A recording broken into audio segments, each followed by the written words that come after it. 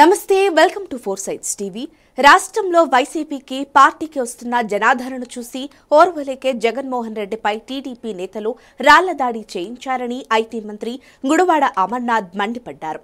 తన కంటిని తానే పొడుచుకునే అవసరం ముఖ్యమంత్రి జగన్మోహన్ రెడ్డికి లేదన్నారు. నాటకాలాడుతూ రాజకీయాలు చేయాల్సిన అవసరం తమకు ఏముందని ఆయన ప్రశ్నించారు.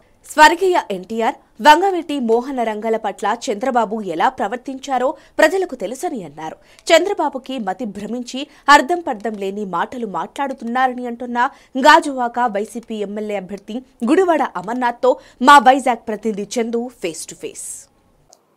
విజయవాడ వేదికగా జరిగినటువంటి ఏపీ సీఎం పైన దాడిని తీవ్రమైన హేయమైన చర్య అయితే ఖండించినటువంటి పరిస్థితి చూసుకోవచ్చు. అయితే ప్రస్తుతం మనతో పాటు ఐటీ శాఖ మంత్రి గాజువాక వైఎస్ఆర్ కాంగ్రెస్ పార్టీ అభ్యర్థి మంత్రి గుడివాడ అమర్నాథ్ మనతో పాటు ఉన్నారు. వారిని అడిగి మరిన్ని విషయాలు తెలుసుకునే ప్రయత్నం చేద్దాం. సార్ చెప్పండి సార్, ఏపీ సీఎం పైన జరిగినటువంటి దాడిని ఏ విధంగా చూసుకోవచ్చు? ఒకటి రాజకీయంగా ఇది చాలా ఖండించాల్సినటువంటి అంశం.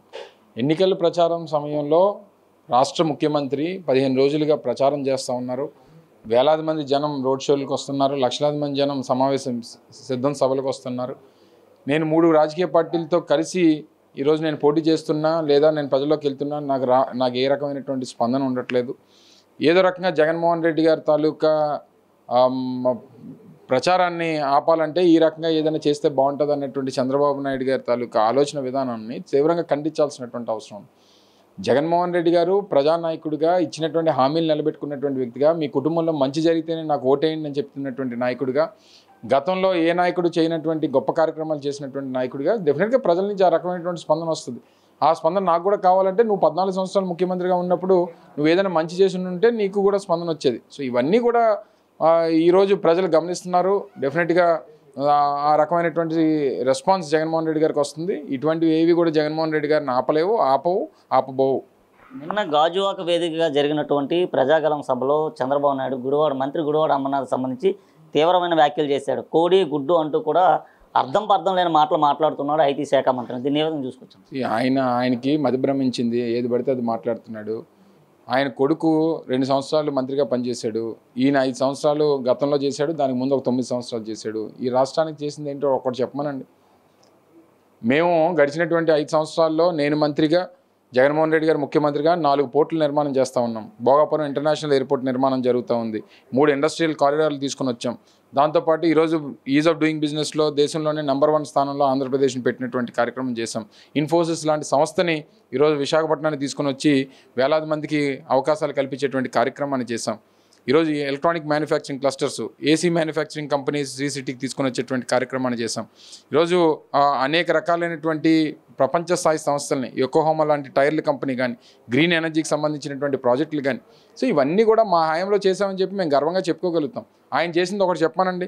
ఏమనంటే నేను అక్కడికి వెళ్ళాను, ఇక్కడికి వెళ్ళాను, నన్ను చూసి అన్ని ప్రపంచం అంతా కూడా నా నాయనకాలు నడుస్తుందని గొప్పలు చెప్పుకునేటువంటి వ్యక్తి చంద్రబాబు నాయుడు. సో ఈ రకమైనటువంటి వచ్చి చిల్లర మాటలు, చిల్లరి వ్యాఖ్యలు చేసి వెళ్ళిపోవడం అనేటువంటిది ఆయనకి వెనతో పెట్టినటువంటి విద్య.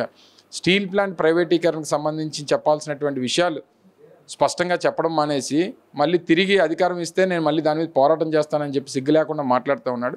నువ్వు అసలు ఆ స్టీల్ ప్లాంట్ ప్రైవేటీకరణ చేసినటువంటి పార్టీతో నువ్వు జతకట్టి తిరిగి మళ్ళీనేమో నేను ప్రైవేటీకరణకి వ్యతిరేకంగా పోరాటం చేస్తానంటే సిగ్గు లేదా నీకు ఆ మాటలు మాట్లాడడానికి అని చెప్పని అడుగుతా ఉన్నా. సో డెఫినెట్గా ప్రజలు ఇవన్నీ గమనిస్తారు. డెఫినెట్గా ప్రజలు బుద్ధి చెప్పేటువంటి కార్యక్రమం చేస్తారు. 2019లో జగన్మోహన్ రెడ్డి కోడికత్తి అనే నాటకాన్ని తెరతీశారు. 2024లో గులకరాయి అనే నాటకంతో తెరపైకి వచ్చారు. జగన్ నాటకం ఆడుతున్నారంటూ చంద్రబాబు నాయుడు తీవ్రమైన వ్యాఖ్యలు చేసిన పరిస్థితి. దీన్ని ఏ విధంగా చూసుకోవచ్చు? ఒక ఇంచు కింద తగిలింటే జగన్మోహన్ రెడ్డి గారు కన్నుపోయేది. ఎవరు ఈ రకంగా చేస్తారు నాకు తెలియక అడుగుతాను.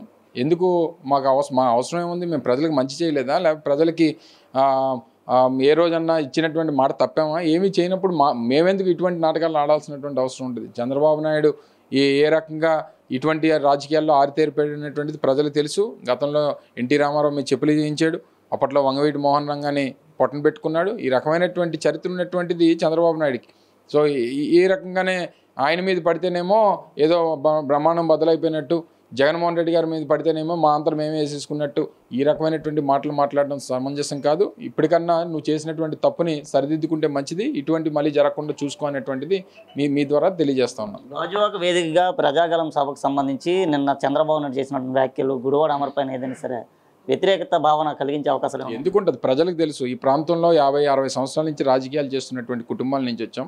ఈ ప్రాంత ఎదుగుదలకి గాజువాక ఈరోజు పారిశ్రామిక ప్రాంతంగా ఎదగడానికి మా కుటుంబాలు అనేక సందర్భాల్లో అనేక కార్యక్రమాలు చేసింది. మా తాతగారు శాసనసభ్యుడిగా, నా తండ్రి శాసనసభ్యుడిగా, మంత్రిగా, నేను శాసనసభ్యుడిగా, మంత్రిగా అనేక ఈ ప్రాంత అభివృద్ధికి ఈ ప్రాంతంలో మీరు ఎక్కడికి వెళ్ళినా చూడండి, మా తండ్రి చేసినటువంటి అభివృద్ధి కార్యక్రమాలు, స్కూల్స్ నిర్మాణం కానీ, కమ్యూనిటీ హాల్స్ నిర్మాణం కానీ, తుఫాన్ షెల్టర్ బిల్డింగ్స్ కానీ, ఇళ్ల పట్టాలు మంజూరు చేయడం కానీ, హౌసింగ్ నిర్మించడం కానీ, ఇలాంటివి గడిచినటువంటి 30 సంవత్సరాల క్రితం నుంచి ఈ ప్రాంతంలో అనేక అభివృద్ధి కార్యక్రమాలు చేసినటువంటి చరిత్ర మా కుటుంబానికి ఉంది. ఈయన వచ్చి ఏదో చెప్పిస్తే జనాలు నమ్మేస్తారనుకోవడం వాళ్ళ అమాయకత్వం. ఏది పడితే అది మాట్లాడొద్దు అనేటువంటి విషయాన్ని కూడా మరొకసారి మీ ద్వారా తెలియజేస్తాను. గుడివాడ అమర్ భవిష్యత్తు కార్యాచరణ ఏ విధంగా ఉండబోతుంది, ప్రజల్లోకి ఏ విధంగా వెళ్ళబోతున్నారు, ఎటువంటి హామీలు ఇవ్వబోతున్నారు? డెఫినెట్గా గాజువాక నియోజకవర్గానికి సంబంధించి మంచి భవిష్యత్తు, విశాఖపట్నం నగరానికి ధీటుగా గాజువాకని అభివృద్ధి చేయాలి. పీపుల్స్ మేనిఫెస్టో, లోకల్గా మేనిఫెస్టోని ఒకటి, గాజువాక మేనిఫెస్టోని రేపు శ్రీరామనవమి సందర్భంగా తీసుకురాబోతా ఉన్నాం. రాష్ట్ర వ్యాప్తంగా జగన్మోహన్ రెడ్డి గారు ఇచ్చినటువంటి మేనిఫెస్టోతో పాటు స్థానికంగా గాజువాక నియోజకవర్గ ప్రజానీకానికి ఏం చేయబోతున్నాం అనేటువంటిది కూడా రేపు లోకల్ మేనిఫెస్టోలో, గాజువాక లోకల్ మేనిఫెస్టోలో తీసుకురాబోతా ఉన్నాం. ప్రజల నుంచే వారి తాలూకు అభిప్రాయాలు తెలుసుకుంటున్నాం. మనం 10వ తారీఖునే దాన్ని ప్రకటించాను. మరో 2 రోజుల పాటు ప్రజల దగ్గర నుంచి అభిప్రాయ సేకరణ చేస్తూ ఉన్నాం. చేసిన తర్వాత డెఫినెట్గా ఈ ప్రాంత అభివృద్ధికి కావాల్సినటువంటి అన్ని కార్యక్రమాలు తీసుకుని వచ్చి అభివృద్ధి చేస్తానటువంటి నమ్మకం ప్రజలకు ఉంది, చేస్తాననేటువంటి నమ్మకం నాకు కూడా ఉంది. గుడివాడ అమర్ గారు ఎన్నో తారీఖు నామినేషన్ వేయబోతున్నారు, ఎన్ని వేల మంది ఆయన వెంట రాబోతున్నారు? ఎంతమంది వస్తారనేటువంటిది ప్రజాభిమానం మీద ఆధారపడి ఉంటుంది. 24వ తారీఖున నామినేషన్ వేయబోతా ఉన్నాం. ఎంతమంది వస్తారనేటువంటిది ఆ రోజు కార్యక్రమం జరిగిన తర్వాత మీరు చూస్తారు. డెఫినెట్గా ఏ రకమైనటువంటి అభిమానం ఈ ప్రాంత ప్రజలకి నా మీద కానీ పార్టీ మీద కానీ ఉందో అనేటువంటిది ఆ రోజు కార్యక్రమం అయిన తర్వాత మళ్ళీ మాట్లాడదాం. పార్టీల ఎఫెక్ట్ ఎంతవరకు ఉండబోతుంది? చెప్తున్నాను కదా, ఈరోజు నిన్న ఆయన సమావేశం జరిగింది చంద్రబాబు నాయుడు గారిది, ఎంతమంది వచ్చారనేటువంటిది మీరు చూశారు. సో ముగ్గురు కలిశారంటే వారికి బలం తక్కువ ఉంది కాబట్టే కదా ముగ్గురు కలిశారనేటువంటిది ప్రజలు గమనిస్తున్నారు కదా.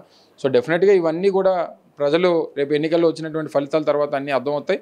డెఫినెట్గా వారికి బలం లేదు కాబట్టే ముగ్గురు కలిశారనేటువంటిది ప్రజలు అనుకుంటున్నటువంటి మాట. అది నిజమనేటువంటిది రేపు ఎన్నికల ఫలితాల్లో వెల్లడవుతాయి. రైట్. గాజువాక నియోజకవర్గానికి సంబంధించి ప్రత్యేక ఎజెండాతో ముందుకు వెళ్ళబోతున్నట్టుగా మంత్రి గుడివాడ అమర్నాథ్ అయితే వెల్లడించిన పరిస్థితి చూసుకోవచ్చు. అలాగే ఈ నెల 24వ తేదీన నామినేషన్ ప్రక్రియ కూడా పూర్తి చేయనున్నట్లుగా చెప్తున్నారు. తన వెంట ఉండేవారందరూ కూడా తప్పకుండా వచ్చి తనకు విజయం చేకూర్చే అవకాశం ఉందని గుడివాడ అమర్ అయితే చెప్తున్న పరిస్థితి. వీడియో జర్నలిస్ట్ ఉదయ్తో చందు, 4 టీవీ, విశాఖపట్నం.